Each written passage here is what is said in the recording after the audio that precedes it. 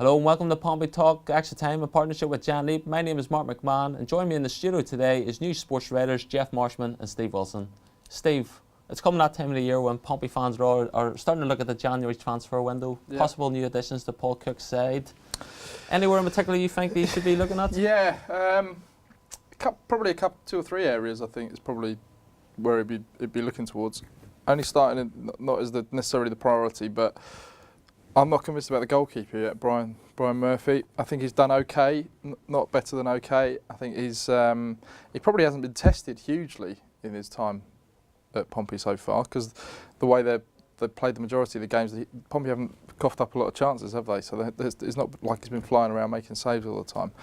But that's often a difficulty for a goalkeeper in the sense that you may have very little to do over the course of 90 minutes, but then it becomes even more crucial those times when you are required that you're safe and secure. And there's been two or three times just lately, Notts County, a couple of question marks over that, and the Macclesfield goal, where he probably hasn't looked quite as secure as you'd want. So I wonder whether that might be an area that Paul Cook might look at. I think it's in Murphy's situation, it might be a case of he has to prove himself from this period up until the January window, just to see if there is scope. I mean, Paul Jones may come back into the equation before then as well, so that's another possibility. But elsewhere, you're looking for. I think in central midfield, you probably need something a little bit different, a more energetic, driving kind of player to go up and maybe get beyond the strikers.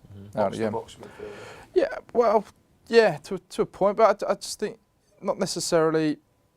You can almost afford, if you're playing alongside Doyle, for example, you can almost go with a more attacking kind of player. He doesn't offer you very much going back the other way, I think. But as we've said before, potentially that could affect the balance of the side.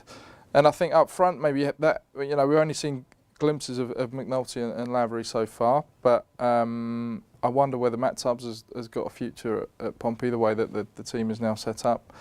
And I wonder whether Cook might be looking at a different type of striker. I'd be surprised if he goes for the sort of big target man, archetypal 6'2", 6'3" kind of guy. We just hold it up and get on the end of crosses, because the team isn't built that way. But I wonder they need something a little bit different to what they've got at the moment. Is Jaden Stockley that?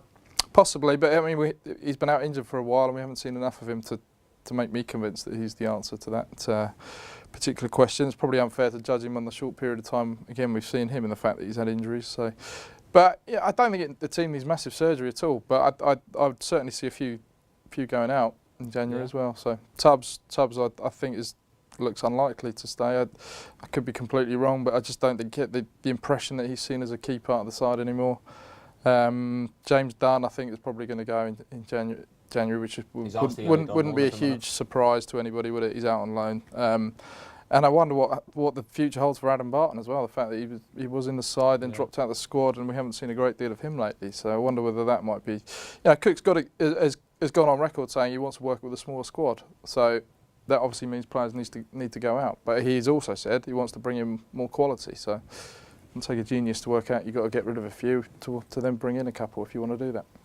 Jeff, what's your thoughts on the whole matter? Ins and outs, really? I think the key in that Pompey needs to get, and I'm probably going to be wrong here, but I'm going to try and throw out a fact, so feel free to throw it straight back at me, is that the only goals that Pompey have scored this season have come from their attacking quintet that you'd say, or sort of the four that start games in terms of strikers and wingers have been chipping in with the goals. We haven't had any goals from defenders coming up from set pieces or from central midfielders. To my knowledge, I don't think Doyle, Attingana, Barton, Hollins, whoever's played in there has actually chipped in with the goals yet. I think you're right. So the idea that we have this midfielder, this central midfielder who can, not Frank Lampard obviously, because he's not going to come and play in League Two. Do you know what? That's the name that sprung to my mind. That sort of player. But someone who arrives. You've got to find those in League Two. Get the ball in the box so many times, Pompey. Get it wide. Davies puts crosses in. Stevens puts crosses in, and there's no one just arriving on the edge of the box just to smash home the balls that come out. I mean, Michael Doyle, his very first game that he played for Pompey was a pre-season friendly against the Hawks.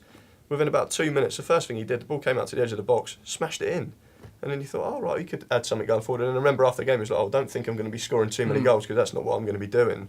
But someone like that could come in and play, as Steve said, if Doyle is now just seen as the key, anchoring midfielder, someone who can play in front of him, linking it to the strikers, linking it to the wide midfielders, to the wingers, and arriving on the edge of the box to smash home the ball, that would be the one that I would be looking for. Thing is, I'm probably arguing myself here, but you've probably already got the answer if he gets back to fitness in Gary Roberts, haven't you? He's that sort of player who can give you that quality on the edge of the box and unlock little thing. We haven't seen much of him lately. He's tended to play as one of the three rather than. I'm talking about somebody who's going to share the workload in midfield. With someone who would play in central midfield with Doyle, but with more attacking impetus. But is Nigel Attengana not that player? Well, he could be that player, but he just hasn't been that sorry, he hasn't been that player for Pompey yet this season. And he did start off in the team, didn't he? But like Barton, like Hollins, he's sort of been rotated around. So he could have maybe with time grown into becoming that player, and for a little part he looked like he was linking that play well, and then all of a sudden he's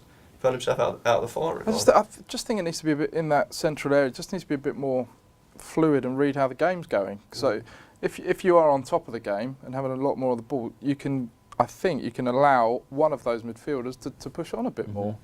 If you're obviously under the cosh, away from home against one of the tough teams or something, then that guy has to have it in his own mind to think, hang on a minute, I'm going to have to sit in and protect a bit more. So I just think you have to read the game sometimes. Probably worth saying here that if there was a goal scoring midfielder around, then Pompey would be looking at him. There's not going to be a surplus of those, is there, in January? You guarantee that if Pompey are looking at him, a lot of other clubs are looking at him as well. So it's hard to find those players. I'm not saying that for 1 second that it's going to be an easy job. But when Paul Cook was assembling his side at the start of the season, he obviously had players in mind. Adam Barton springs to mind. He'd probably seen him and Michael Doyle being that ideal central midfield partnership.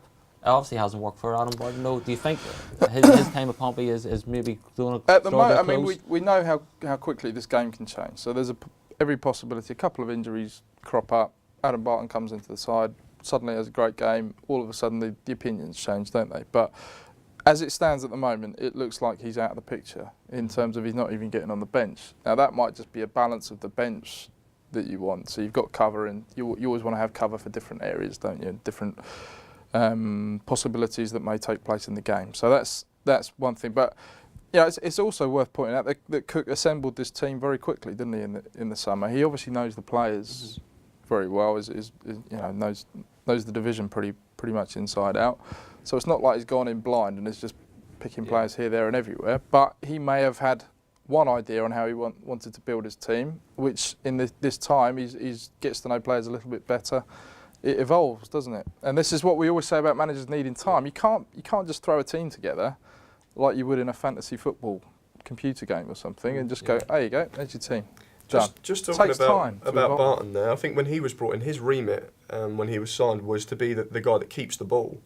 Like from our knowledge of it, I know we spoke to him before, like near the start of the season, and then when the game started to go on, he was then sort of expressing what was going on. But he said that when he first came in, he was told, your job is just to keep the ball in this team, get the ball, keep it, and give it to the attacking players, and they're going to be the threat. They're going to be the ones that create and unlock defences.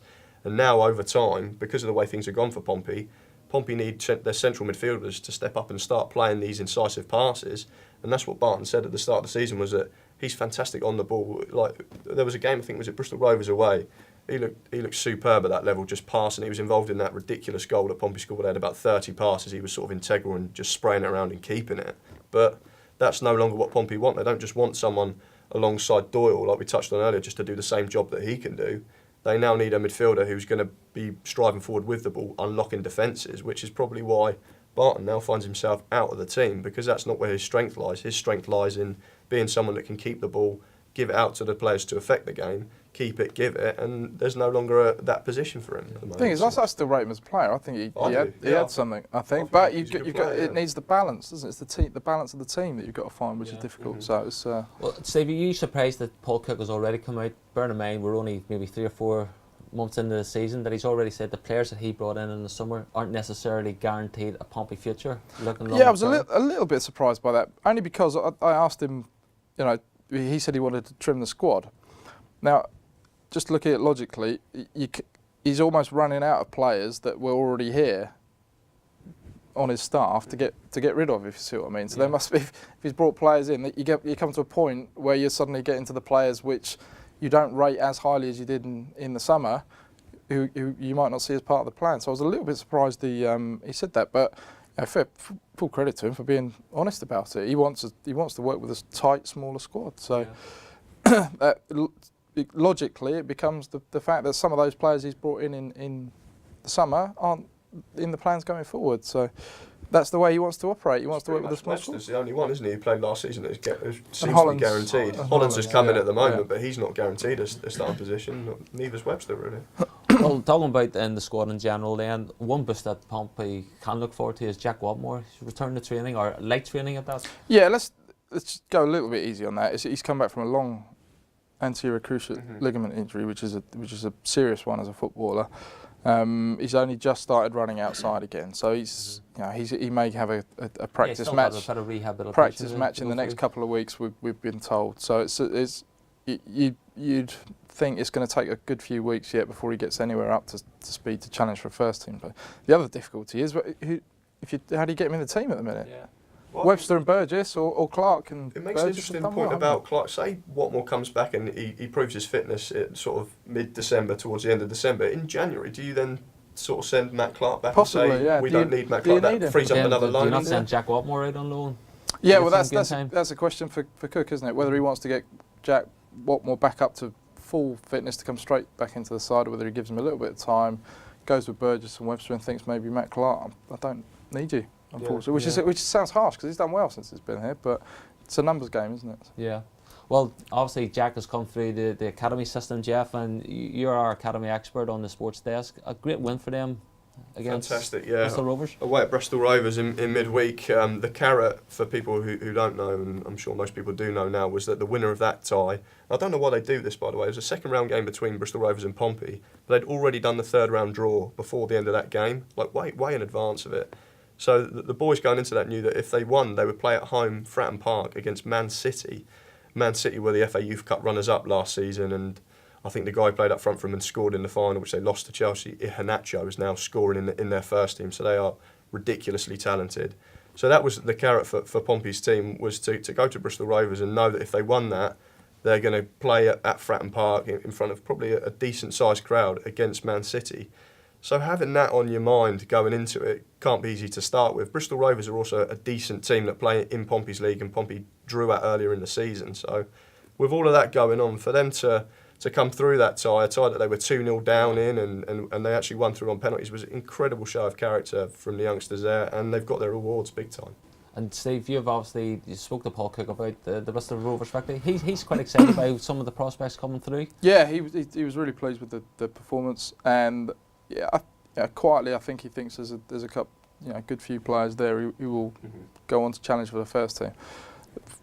Judging from what he was saying, I don't think it's going to be this season necessarily that he's going to start throwing these guys in, but he's certainly pleased with progress, and it'll be a great test for them because Manchester City are pretty much seen as the best club in terms of academy these days. They've overtaken Manchester United and Arsenal and Chelsea in that role.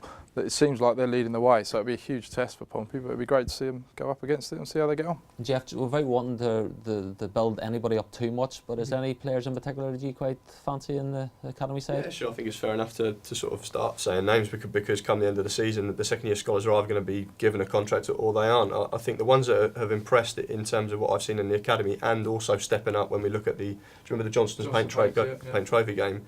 Adam May has already been given a professional deal, so he will be at the club, and he's out on loan at Gosport at the moment. He's out on loan at Gosport. He at the moment for me looks the best of that bunch in terms of where he's at. I know there's a lot of talent and potential there. It's just whether he can he's quite a skinny lad. If he can bulk up and sort of fill out, he's a box-to-box midfielder. Give him a few tips on that. Yeah, he'll be a fantastic prospect for Pompey. Calvin Davies is the academy captain at the moment, a right back. I know Steve, you were very impressed with him in that game. He will go on to be a player.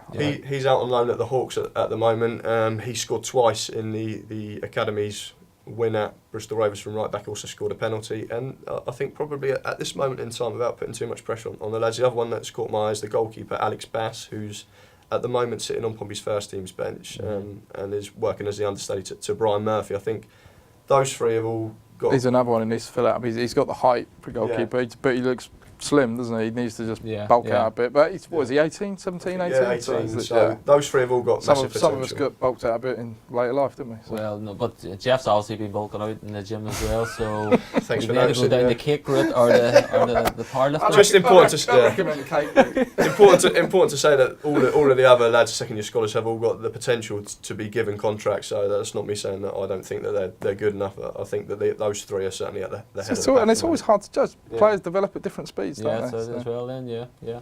Okay, lads, well, thanks again for your thoughts. That's been excellent. You've been watching Pompey Talk, Extra Time in partnership with Jan Leap. We'll see you again soon. Goodbye.